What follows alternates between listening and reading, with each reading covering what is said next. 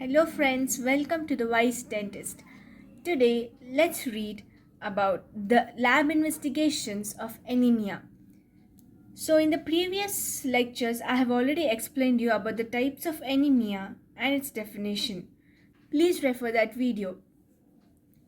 So, based on the parameters, that is quantitative and qualitative, we have various kinds of tests. So the first one is the quantitative parameters, where we check the volume of packed cells, that is hematocrit. Later, we can also do hemoglobin concentration and red cell concentration per unit volume. So these are the quantitative tests. Coming on to the qualitative parameters, there are three kinds of parameters, that is MCV, MCH and MCHC. So which means MCV is the mean corpuscular value, that is the average volume of RBC, whereas mean corpuscular hemoglobin is the average content of hemoglobin or RBC. So MCHC is mean corpuscular hemoglobin divided by mean corpuscular value. Depending on the mean corpuscular volume or morphology, we can divide it into three types, that is normocytic, microcytic and macrocytic RBCs. So where and all you can find microcytic RBCs, you can remember a mnemonic, that is CTAL, which is sideroblastic anemia, iron deficiency anemia, thalassemia, anemia of chronic disease and lead poisoning. In these conditions, we can see microcytic RBCs. In iron deficiency anemia, when we do the iron studies, there is an index called the Menser index where the value is greater than 13, whereas in thalassemia, the index shows less than 13. This index is based on more mean corpuscular volume divided by number of RBCs present.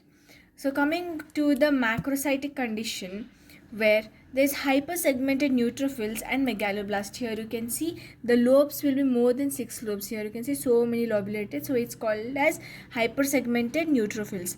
Then depending on its present or absent of neutrophils, if it's present, then it can be due if it's present, then it will be vitamin B12 deficiency, folate, drug induced, like that. If it is absent, it will be due to alcohol or MDS, that is myelodysplastic syndrome, liver disease, bone marrow failure syndrome, etc.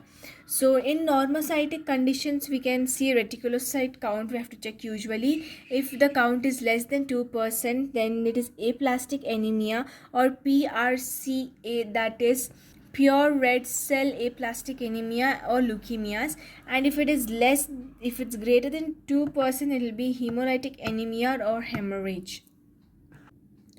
So the other tests can be MCH, that is it correlates with MCV, where MCHC we can detect severe hypochromia, and usually this MCHC is last to fall in iron deficiency anemia. Then we can check out the RBC count is decreased in anemia except thalassemia triad.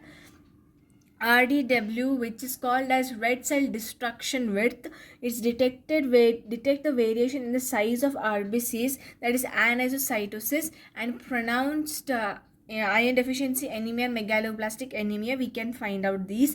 Then for peripheral smear, we can detect the dimorphic anemia, Rolex, parasites, agglutination, hemolysis, and marrow filtrations. Coming on to the bone marrow findings, here usually it is not done in anemia, but only in the cases of reticulocytopenic anemia we look for the granuloma, lymphoma and metastasis. That's all for the investigation of anemia. Thank you. Hope you liked the lecture.